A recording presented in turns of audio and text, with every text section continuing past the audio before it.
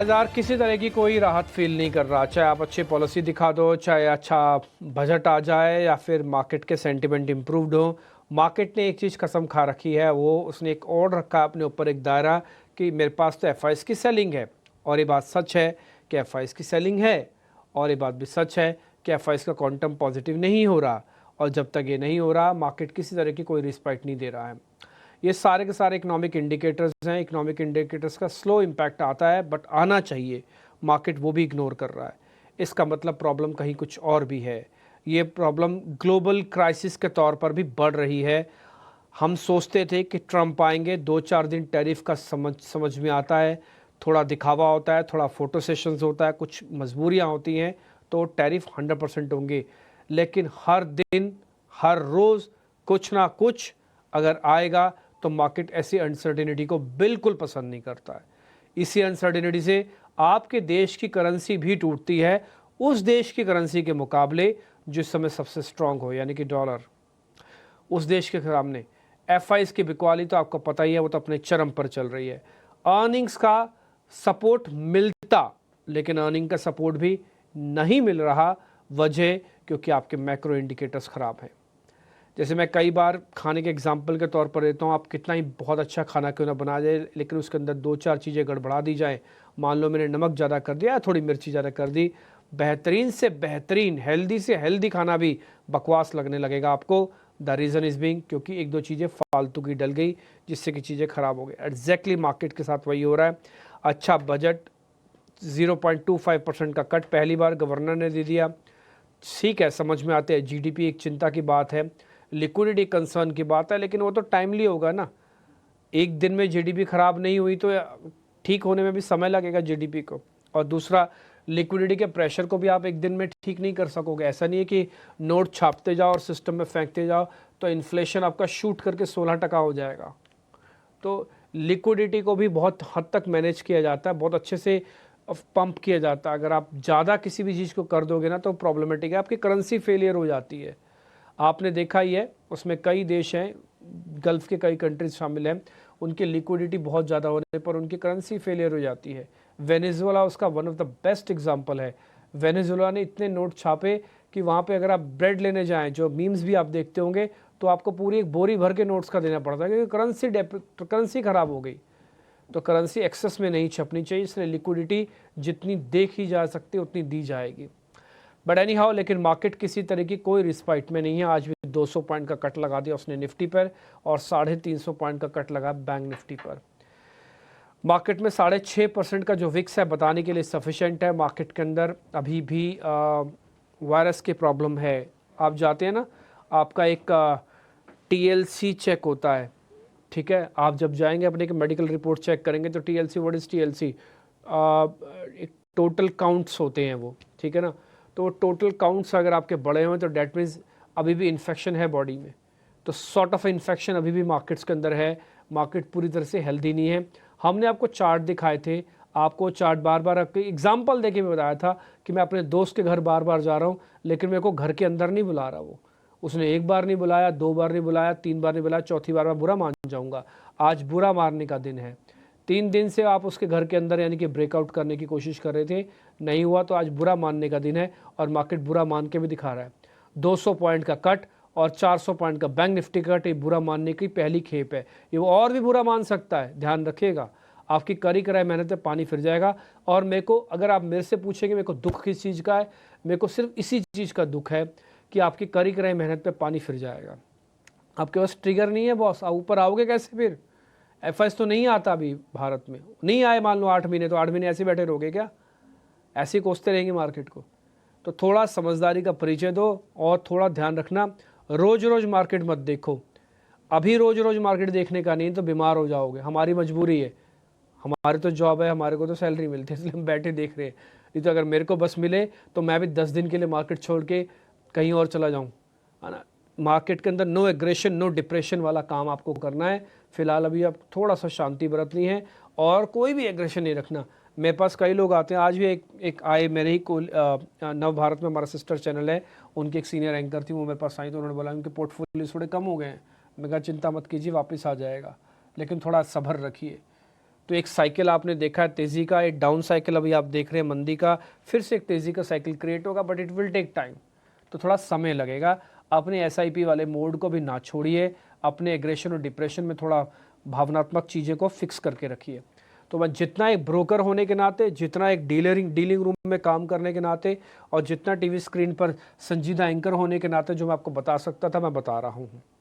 और कई बार मेरी शब्दावली से अगर कई लोगों को प्रॉब्लम है तो देखिए, सच्चा हमेशा ही कड़वा होगा। तो कई बार किसी को अगर कड़वा लग रहा है तो भले लगे, लेकिन सच बोलने की आदत डालिए। और अगर आप सच बोलेंगे तो आप आसान ज़िंदगी जिएंगे, झूठ बोलेंगे बहुत मुश्किल ज़िंदगी जिएंगे।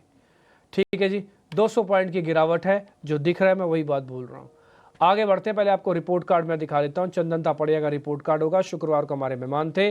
फिर उसके बाद अजीत मिश्रा जी से करेंगे बातचीत।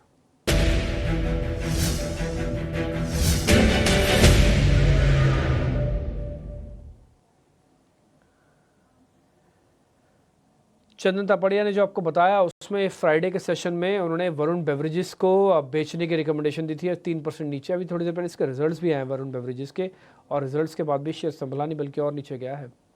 2% चंबल फर्टिलाइजर खरीदने की रिकमेंडेशन थी, 537 पे खरीदने की रिकमेंडेशन थी, वो भाव भी हमने लिख दिया, 2% का गेन है। JSW स्टील इंडस टावर पे स्टॉप लॉस कट गया, उन्होंने खरीदने की recommendation the but stop loss cut गया। तो इतने ही शेयर डिस्कस हुए होंगे। निफ्टी पे उनका शायद बुलिश स्टांस था, इसलिए ना ही 1% से ज़्यादा का कट लगा, ना ही स्टॉप लॉस लगा, इसलिए हमने लिखा ही नहीं। और अमूमन हम इंडेक्स के गेंस लिखते भी नहीं है अनटिल अनलेस जब तक कोई कॉल ना आ जाए। कॉल्स तो लिखते हैं बट इंडेक्स के फ्यूचर्स के गेन नहीं लिखते, वो तो आपको कन्विक्शन से पता लग जाता है। ठीक है, तो ये एक रिपोर्ट कार्ड था। अब जरा आज के मेहमान अजीत मिश्रा से करते हैं बातचीत। टफ डे अजीत सर, नमस्ते, बहुत बहुत शुक्रिया, थैंक यू वेरी मच। मेरे को ऐसा नहीं कि बाज़ार गिर रहा है तो इससे कोई दुख है या कोई पीड़ा है, मेरे को इससे दुख होता है और पीड़ा होती है कि मार्केट के अंदर हम अमूमन सब लोग बायर्स हैं, अमूमन सब लोग बायर्स होते हैं। मार्केट अपने तरीके से चेक एंड बैलेंस करता है। पिछले 1-1.5 महीने से हम ऑलरेडी एक बुरा फेज देख रहे थे, हमें उम्मीद थी चलो धीरे धीरे करके बजट, पॉलिसी, अर्निंग्स ये तीनों मिल के इम्पैक्ट डालेंगी, थोड़ा डोनाल्ड ट्रंप की भी ताजपोशी हो जाएगी। एक एक करके सारे इवेंट निकले, कुछ मार्केट के फेवर में भी निकले, लेकिन फिर भी बाज़ार ने फेवरिज्म नहीं दिखाया, जो पुल बैक भी करके दिखाया। मान लो 700-800 पॉइंट निफ्टी चला भी तो 200-250 पॉइंट तो आप निफ्टी के देख ही नहीं पाए, क्योंकि वो तो आपको समझ ही नहीं आ रहा था कि पुल बैक भी हो रहा था, नहीं आ रहा था। आपको ट्रस्ट नहीं होता ना, धीरे धीरे ट्रस्ट होता है, आप इतने जख्मी होते हो तो कुछ कुछ मार्केट उस जगह पर आके रुका हुआ है। अभी क्या करना चाहिए सर? हमारा ऐसा मानना है कि नो एग्रेशन नो डिप्रेशन, शांति से बैठने का समय है। शुक्रिया डिम्पी। देखिए, मैं भी उसी चीज को एग्री करता हूँ, कंसिडरिंग कि ये एक फेज है और निकल जाएगा। अब जो एक चीज अच्छी हुई है इस पूरे रिकवरी में, हमने 2-3 चीजें की इसमें पॉजिटिव साइड पे। नेगेटिव भी हुआ, जो कि आपने देखा कि आपने बताया कि ट्रेंड लाइन हर्डल क्रॉस नहीं कर पाए हम 23,800 के पास, वहां से मार्केट करेक्ट कर गया। बट इस बीच में आपने 20 EMA को भी रिक्लेम किया, लॉन्ग टर्म एवरेजेस को भी रिक्लेम किया 200 दिन को। सस्टेनेंस की प्रॉब्लम। अब क्या होगा 23,200, जो कि बजट के बाद आपने एक डिप बनाया था, लो बनाया था, उसके बाद आपने ये रिकवरी दिखाई थी 23,800 वाली। वो लेवल अगर ब्रेक हो गया डिम्पी, तो हम दोबारा से अपने प्रीवियस स्विंग लो के पास जा रहे हैं, जो कि 22,800 के पास बना था। मार्केट वो इंडिकेट क्लियर कर देगा। अगर वो लेवल होल्ड हो जाता है तो फिर एक दोबारा से अटेम्प्ट हो सकता है रिकवरी का। तो अगर कोई रे ऑफ होप है तो वो 23,200 है मेरे हिसाब से। जब तक 23,200 होल्ड हो रही है तब तक एक पॉसिबिलिटी रहेगी मार्केट में रिकवरी की। अब एज अ ट्रेडर आपको क्या करना चाहिए? तो ट्रेडर देखिए, उन सब चीजों में हम बिलीव नहीं करते कि क्या होगा, क्या हो रहा है, हम उसको ट्रेड करते हैं।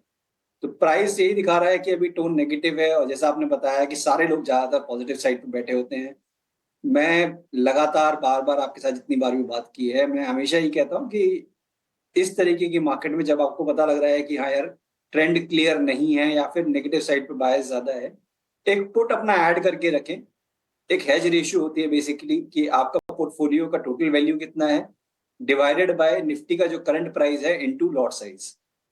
जो वो आएगा वो आपका हेज वैल्यू होगा, उसके हिसाब से आप अपने पोजीशन को हेज कर सकते हैं थ्रू निफ्टी। अब अगर एकदम जेनरिक में बात करूं तो करीब 7-8 लाख का अगर आपका पोर्टफोलियो है तो एक निफ्टी के पुट से आपका हेजिंग हो जाती है। तो वो देखते हुए, क्योंकि आज आपने 20 ईएमए को ब्रेक कर दिया है, तो 200 का लेवल करीब-करीब अभी 155 पॉइंट दूर है। तो जो ये आपकी 13 फरवरी वाली 22,300 वाली जो पुट है, 23,300 वाली, ये 109 के पास ट्रेड कर रही है। तो मेरे हिसाब से आपको ये बाय करना चाहिए, करीब 50 का एक स्टॉप लॉस रहेगा और ऊपर पे करीब 210-225 तक के टारगेट्स के लिए। तो एज अ हेज और अदरवाइज ऑल्सो आप इसको कर सकते हैं। Banking on the other hand अभी वहां पे डैमेज पूरा नहीं हुआ है, 20 ईएमए के ऊपर अभी होल्ड कर रहा है। 49,650 के नीचे जाएंगे तब वहां पे प्रेशर देखने को मिलेगा। तो for a time being now Nifty comparatively weaker structure है, तो एक पुट के साथ आप इस पोजीशन को हेज करके चलिए। ठीक है सर, पॉइंट टेकन। आपने एक हमको पुट भी दे दी है, जिनकी भी लॉन्ग पोजीशन है पुट को कैरी करके चलो। 13 फेब वाली पुट है 23,300 की, और अभी इसका भाव आपकी स्क्रीन पर 109 रुपये के आसपास चल रहा होगा। 50 का एसएल लगाना है, 210 225 तक के टारगेट हैं। अगर तेज़ी की कॉल है तो आपके पास, नहीं है तो नेकेड पुट लेना चाहो तो आपकी मर्जी है, नहीं लेना चाहो तब भी आपकी मर्जी है। अब बोलेंगे सर इससे तो मेरा पोर्टफोलियो हैज ही नहीं होगा। अरे भाई कुछ तो हैज होगा, नहीं भी होगा तो कम से कम आप एक सिंबॉलिकली कुछ तो रखकर, इससे आपको आइडिया लगता रहेगा कि आप कितने वीकनेस के दौर पर चल रहे हो। ये पुट के भाव भी हमने आपके सामने डाल दिए, लाइव प्राइजेस चल रहे हैं। 110 111 का भाव है, 96% आज बढ़ी हुई पुट है। चेंज इन ओपन इंटरेस्ट 45 है, दैट मीन्स आज लॉन्ग पोजीशंस बनी है और जोरदार लॉन्ग पोजीशंस बनी है। तो इस पुट के अंदर आप ध्यान रख सकते हैं। यही तो वजह है, आप देखो ना आज बाजार कहाँ पुल बैक आपको दिखा रहे हैं। नहीं तो पहले 20 मिनट भी नहीं लेता था, भले ठीक है वीक भी रहता रहा, ऊपर आ जाता रहा, लेकिन आज सीरियस नोट पे मार्केट के अंदर वीकनेस वापस से हैवी हुई है। इसलिए पुट्स का एकुमुलेशन, पुट्स के अंदर जो तेज़ी है वो काफ़ी अच्छी देखने को मिल रही है। आगे बढ़ते हैं, स्टॉक्स की तरफ आ जाएं। ताज़ा खरीदारी वाले शेयर जब आपकी स्क्रीन पर आएंगे।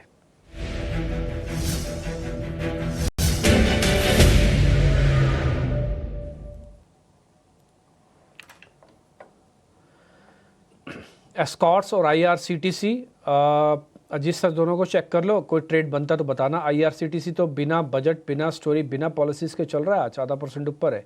एस्कॉर्ट्स भी जरा देखिए 1 से 1.5% ऊपर है। डिम्पी देखिए, आईआरसीटीसी में एक चीज पॉजिटिव है कि पिछले करीब 10-15 दिनों में जो मल्टीपल अटेम्प्ट दिखा चुका है, ये अपने रिकवरी के रिबाउंड के 800 के ऊपर एक अटेम्प्ट किया है। तो ब्रॉडली अगर आप देखेंगे तो एक रेंज इसने होल्ड कर रखी है करीब 750 से लेकर 800 की। आज दोबारा से अपने अपर बैंड के पास जाने की कोशिश कर रहा है। तो यहाँ पे मुझे लगता है कि डाउन साइड भी कैप्ड है, अभी अगर अपसाइड कैप्ड है तो डाउन साइड भी कैप्ड है, तो एक एक्यूमुलेशन फेज में है ये। तो मेरे हिसाब से अगर आपको ट्रेडिंग पॉइंट ऑफ व्यू से पोजीशन बनानी है तो एक स्ट्रिक्ट स्टॉप लॉस भी मेंटेन करना पड़ेगा, अदरवाइज आपको स्टॉक रेंज में नजर आएगा। तो 765 का एक स्टॉप लॉस के साथ करीब 800-810 तक के टारगेट्स के लिए इसको आप लॉन्ग के लिए देख सकते हैं। वहीं पे अगर एस्कॉर्ट्स की मैं बात करूं तो मुझे लगता है कि अभी जो गिरावट के बाद एक दिन का पॉज, ये इसका इंडिकेशन है। इसकी क्लोज कैसे होगी, क्या ये एक्सटेंड कर पाएगा इस रिकवरी को 3400 के ऊपर, वो सारे फैक्टर्स ज्यादा इंपॉर्टेंट होंगे आने वाले दिनों में। तो एस्कॉर्ट्स को मैं कहूंगा अभी अवॉइड करने के लिए आईआरसीटीसी एक बेटर विकल्प है। ठीक है, आईआरसीटीसी को कर देते हैं पास, उसका स्टॉप लॉस टारगेट आपकी स्क्रीन पर आएगा, नोटिस करना। और एस्कॉर्ट्स को कर देते हैं अवॉइड। तो एस्कॉर्ट्स को लगाओ अवॉइड का स्टैंप। आईआरसीटीसी के लेवल पहले 800, फिर 850, ऐसे करके चलेगा चरणबद्ध तरीके से। छोटे छोटे प्रॉफिट्स को बुक करना या फिर ट्रेड लेना, नहीं जमता छोड़ देना, जैसे आपको ठीक लगे। एस्कॉर्ट्स को अवॉइड कर दिया, आईआरसीटीसी को पास कर दिया। शॉर्ट कवरिंग के 2 शेयर्स लेके आइए स्क्रीन पर। पहला है ब्रिटानिया और दूसरा है कोटक महिंद्रा बैंक। कोटक महिंद्रा बैंक तो हम कई बार चर्चा कर चुके हैं, इस साल का बेहतरीन शेयरों में से एक है। आप इसको तो अपने पास रखिए ही रखिए। कोटक महिंद्रा बैंक आज भी 17 रुपये ऊपर है अजीत सर, और दूसरा ब्रिटानिया भी 1.5% ऊपर है। इन दोनों पे आपकी रिकमेंडेशन? देखिए, ब्रिटानिया तो डिम्पी जो पिछले करीब 4-5 सेशन में एफएमसीजी में जो पिटाई हुई उसके बाद का एक रिस्पाइट है। तो इसमें भी अभी मुझे लगता नहीं है ज्यादा दम है कि आपको बहुत स्ट्रॉन्ग रिकवरी दिखाएगा।